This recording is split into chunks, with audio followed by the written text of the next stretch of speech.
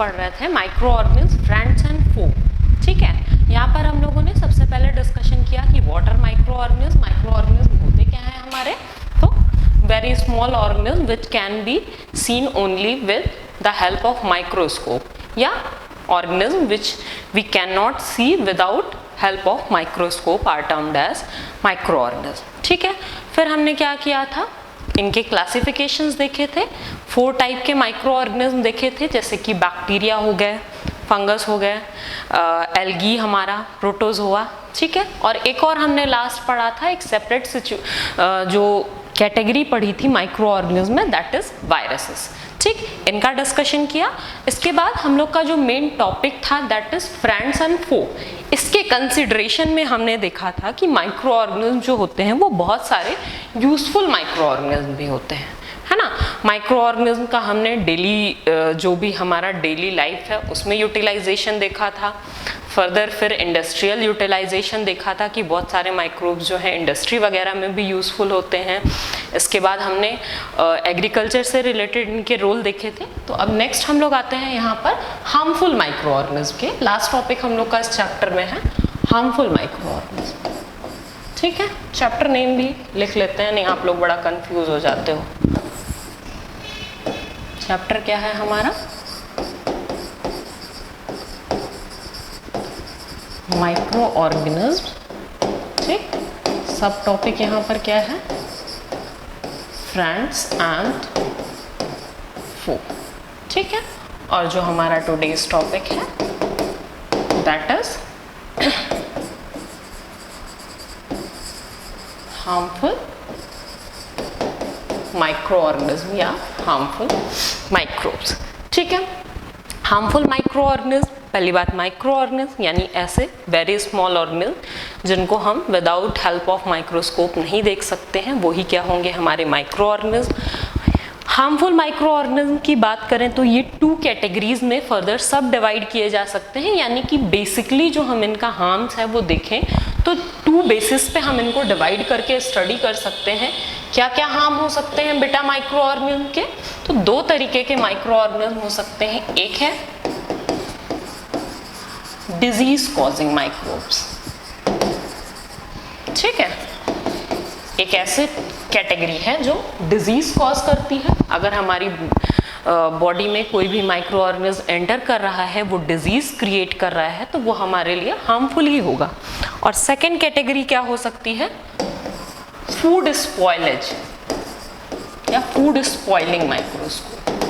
ठीक है, food spoiling microbes की बात करें तो बेसिकली क्या हो जाएगा, जो खाने को खराब करने वाले यानी ऐसे ऑर्गेनिज्म जो कि कोई भी माइक्रो ऑर्गेनिज्म जो हमारे फूड में अगर लग जाते हैं तो हमारा खाना खराब हो जाता है, वो यूटिलाइजेशन के लायक नहीं रहता है, वो ऑर्गेनिज्म किसकी कैटेगरी में आएंगे, फूड स्पॉइलिंग माइक्रोब्स की।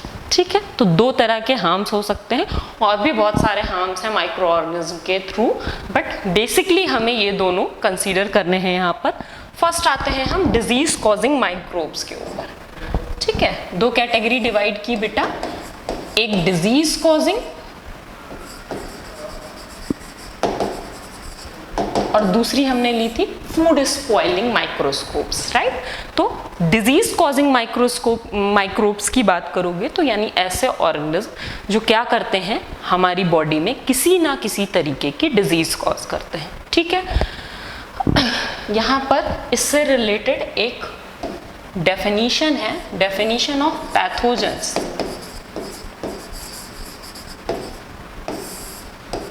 पैथोजेंस की डेफिनेशन अगर कंसीडर करते हैं तो क्या होते हैं, disease causing micro organism are या micro organism are termed as pathogens।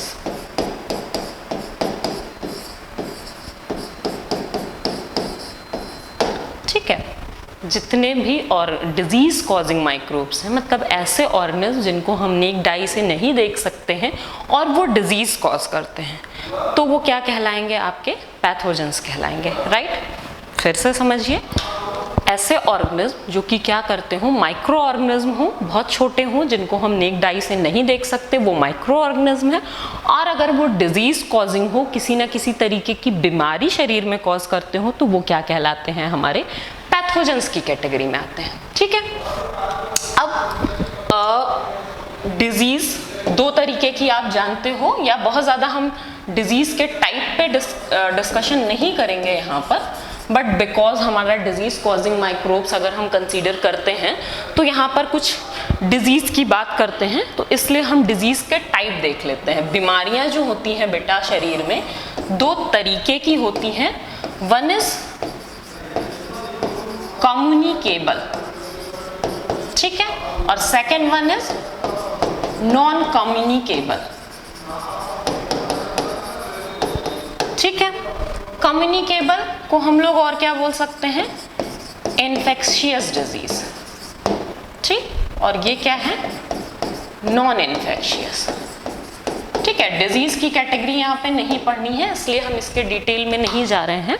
But communicable diseases क्या हैं, ऐसी डिजीजेस जो अगर एक पर्सन को होती हैं तो पर्सन टू पर्सन ट्रांसमिट होने के चांसेस बहुत ज़्यादा होते हैं, जिसको कॉमन वर्ड्स में क्या कहते हो, छुआछूत वाली बीमारी, या पेशेंट के कांटेक्ट में आने से हो जाने वाली जो बीमारी है वो क्या कहलाएगी, कम्युनिकेबल या इन्फेक्शियस टाइप की।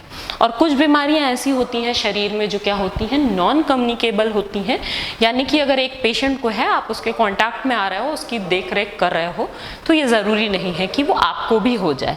इस कैटेगरी में होने वाली बीमारी बेटा कुछ एक एग्जाम्पल ले लेते हैं ताकि आपको समझ में आए। लाइक जैसे कैंसर पेशेंट है, तो कैंसर होने का रीज़न जो होता है वो बिल्कुल डिफरेंट होता है। आप पेशेंट के कांटेक्ट में आते हो तो आपको कैंसर हो जाए, ऐसा कोई भी ज़रूरी नहीं है। ठीक है, अब इस पे आते हैं, बिकॉज डिजीज कॉजिंग माइक्रोब्स में बेसिकली हमको यही पढ़ना है। जो कम्युनिकेबल डिजीजेज होती हैं, एक ऑर्गेनिज्म से दूसरे ऑर्गेनिज्म, एक ह्यूमन से दूसरे ह्यूमन, एक जानवर से दूसरे जानवर में फैलने वाली जो बीमारी होगी वो क्या कहलाएगी, कम्युनिकेबल टाइप की कहलाएगी। और कम्युनिकेबल डिजीजेस का जो रीज़न होता है वो ही क्या होता है, बेसिकली हमारे पैथोजेंस होते हैं। ठीक है, तो the type of disease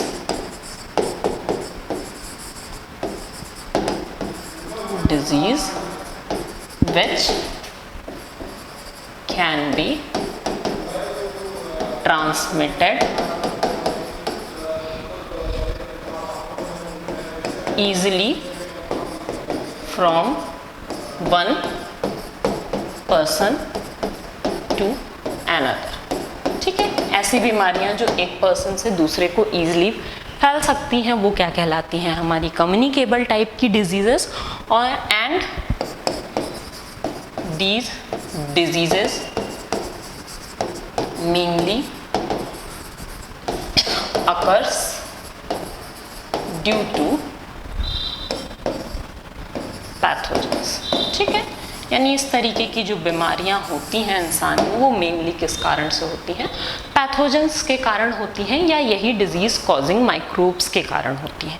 ठीक है, एग्जाम्पल देख लीजिए, जो ट्रांसमिटेड होने वाली डिजीजेज होती हैं बेटा, तो जितनी भी बैक्टीरिया, वायरस और फंगस के थ्रू होने वाली डिजीजेज होती हैं वो मोस्टली कम्युनिकेबल होती हैं, इन्फेक्शियस होती हैं, एक इंसान से दूसरे में फैलने वाली होती हैं। लाइक फॉर एग्जाम्पल आप ले लो, जैसे कि अभी बहुत चर्चित है ना, कोविड-19, ये किससे होती है, कोरोना वायरस। ये क्योंकि बहुत रिसेंट है तो इसलिए ले लिया। बाकी इस तरीके के और भी क्या एग्जाम्पल हैं जो कि एक से दूसरे में ज़्यादातर ट्रांसमिट होते हैं किसी ना किसी तरीके से। ऐसी बीमारियों में आपका आ जाएगा मलेरिया। ठीक है, एड्स के लिए हम बहुत सारे पढ़ते हैं कि ट्रांसमिशन के बहुत सारे कारण हो सकते हैं। ठीक है, और भी कौन सी बीमारियां हो सकती हैं जो एक से दूसरे में बहुत ज़्यादा फैलती हैं, चिकन पॉक्स। ठीक, तो ये सारी बीमारियां क्या हैं, हमारी ट्रांसमिटेड होने वाली या फिर कम्युनिकेबल डिजीजेस हैं। और ऐसी डिजीजेस जो एक पर्सन से दूसरे में फैलती हैं उनका जो रीज़न होता है वो बेसिकली किसी ना किसी तरीके का माइक्रो ऑर्गेनिज्म होता है। तो हम इस पूरी बात को एक चार्ट से समझ लेते हैं तो हमारे एग्जाम्पल्स भी कवर हो जाएंगे और डिजीजेस भी कवर हो जाएंगे। ठीक है, कुछ डिजीजेस ले लेते हैं जो कि क्या है, कॉमन डिजीजेस। डिजीजेस ले लो बेटा। ठीक, डिजीजेस को फैलाने वाले पैथोजेंस ले लें। पैथोजेंस के अलावा ट्रांसमिटिंग एजेंट ले लें।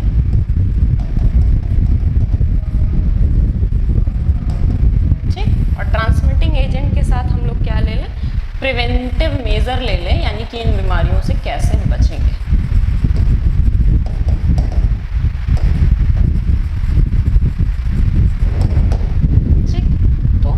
सबसे पहली जो बहुत ही कॉमन होने वाली डिजीज है ह्यूमन बीइंग में, वो होती है सर्दी खांसी जुकाम। इसको बोलते हो कॉमन कोल्ड।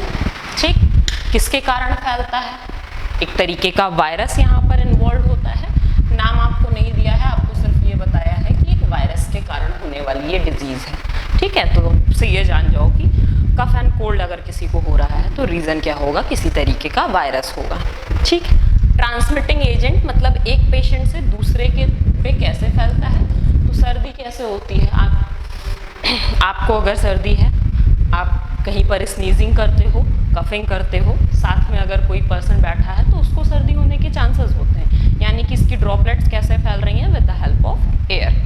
ठीक है, प्रिवेंटिव मेजर इसका देखोगे तो प्रिवेंटिव मेजर वैसे बहुत लंबा हो जाएगा, बट वॉशिंग हैंड्स रेगुलरली, है ना, साफ सफाई मेनली ध्यान दीजिए, क्लीन एनवायरनमेंट में रहिए, कवरिंग ऑफ नोज करिए। ठीक, ये कुछ प्रिवेंटिव मेजर हो जाएंगे। सेकेंड डिजीज इसी तरीके की जो डिजीज कॉजिंग माइक्रोब्स के कारण होती है, वो क्या हो जाएगी आपकी, चिकन पॉक्स। ठीक, ये भी वायरस के कारण होती है, और चिकन पॉक्स जो होती है वो हवा के थ्रू भी फैल सकती है या पेशेंट के डायरेक्ट कांटेक्ट में आने के कारण भी फैल सकती है। इसके लिए हम क्या करते हैं, पहले ही अगर वैक्सीनेशन करा लें, चिकन पॉक्स की वैक्सीन जो मार्केट में अवेलेबल होती है उसका यूटिलाइजेशन करें तो थोड़े से चांसेस कम होते हैं चिकन पॉक्स होने के। ठीक, नेक्स्ट इसी तरीके की डिजीज़ जो किसी बैक्टीरिया, वायरस या फंगस के कारण होती है वो हो जाएगी कॉलेरा। कॉलेरा होती है आपकी बेटा बैक्टीरिया के थ्रू। ठीक है, बैक्टीरिया के थ्रू होती है, और अगर इसके फैलने की हम बात करें तो ये हमें कैसे फैल सकता है, बाय मीन्स ऑफ, जैसे कॉलेरा डिजीज सुन रखी होगी, पेट में प्रॉब्लम हो जाती है बहुत ज़्यादा, तो इसका रीज़न क्या है, एक तरीके का माइक्रो ऑर्गेनिज्म है, दैट इज़ बैक्टीरिया, और फैलने का मीडियम क्या होता है, जो हमारा एक तरीके से कह दें अनक्लीन फूड या वाटर अगर हम इनगल्फ कर लेते हैं, खा लेते हैं, तो हमें कॉलेरा होने के चांसेस होते हैं। ठीक है, इसके लिए mainly sanitised food and water. ये कॉलम फिल करने लगूंगी तो बहुत लंबा हो जाएगा, इसलिए हम इसको ले नहीं रहे।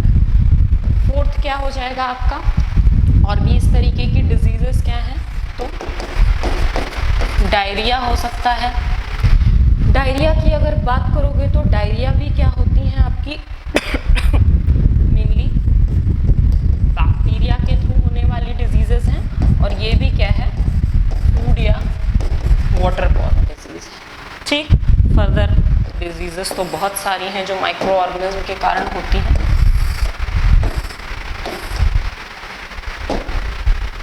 कुछ और ले लेते हैं, बाकी फिर बहुत ज़्यादा हम नहीं देखेंगे यहाँ पे। टाइफॉइड है, टाइफॉइड एक बैक्टीरियल डिजीज़ है, यानी कि बैक्टीरिया के थ्रू होती है। इनका भी जो मीडियम या मोड होता है वो क्या हो जाता है, वाटर हो जाता है। ठीक, इसी तरीके से मलेरिया सुन रखा होगा। ठीक है, मलेरिया किसके थ्रू होता है, प्रोटोजोआ के थ्रू होता है। मलेरिया फैलने का जो कारण होता है बेटा यहाँ पर मॉस्किटो होता है। ठीक, अब ये बात समझ लो कि अभी तक आपने समझा या सुना या जाना होगा कि जो मलेरिया होता है वो मॉस्किटो बाइट के कारण होता है, बट बेसिकली मलेरिया होने का कारण मॉस्किटो या मॉस्किटो बाइट से वो सिर्फ फैलता है एक से दूसरे पर्सन में। ठीक है, बाकी उसका जो मेन कारण होता है वो एक तरीके का प्रोटोजोआ होता है। प्रोटोजोआ हम लोग पीछे डिस्कस कर चुके हैं कि क्या होते हैं। ठीक है, फर्दर और भी कुछ डिजीजेस ले लें, फंगस के थ्रू भी एक कंसीडर कर लेते हैं, जैसे कि रिंग वॉर्म है, ये किसके थ्रू होता है, फंजाइस के थ्रू होता है, और इनके ट्रांसमिशन का जो मीडियम या मोड है, फंजाइस क्लीन लिख दूं वरना आप लोग राइटिंग भी समझ नहीं पाते हो।